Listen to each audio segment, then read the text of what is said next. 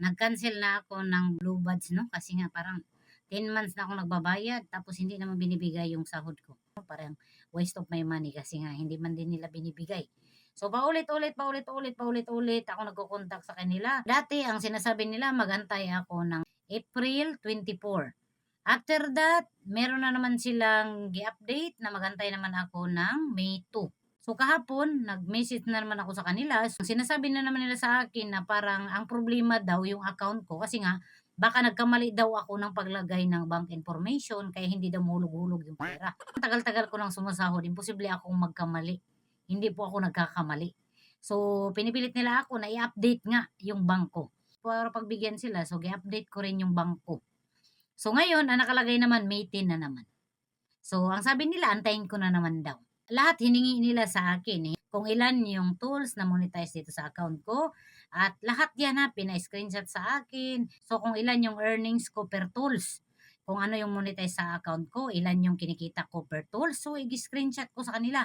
Hindi pa screenshot na sa akin yung page recommendation ko, kung wala akong restriction, wala akong violation, wala talaga. Wala talaga silang mahanap.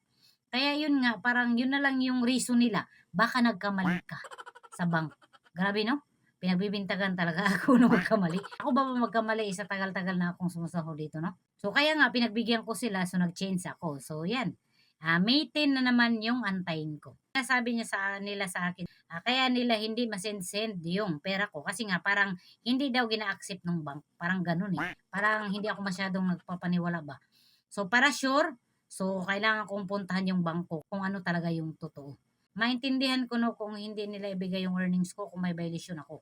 Wala kasi akong violation at verified na yung payout ko.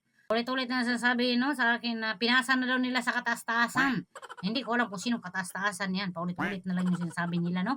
Na gina-review na nila yung account ko. Paulit-ulit na lang yung sinasabi nila sa akin. So hindi ko na maintindihan no kung may balak pa talaga silang ibigay yung sahod ko no.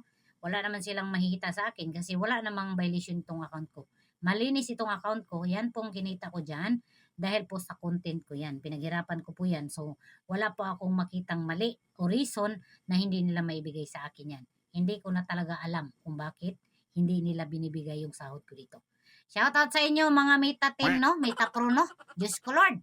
Nanghihinayang ako sa 10 months na binabayad ko sa Meta Verified Buds. Wala din namang nangyayari sa account ko. Hindi nyo rin binibigay sa akin yung payout ko.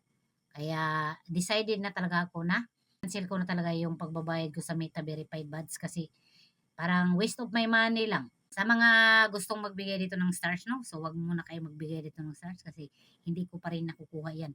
So, sayang lang, no? So, meron ako isang account, no? Na ako si Tomboy TV. So, pwede dun. kasi nasasahod ko yung kinikita ko dun kahit papano, no? So, antay na lang natin kasi parang paikot-ikot para na akong ginawang grade 1 no, ng mga Meta team.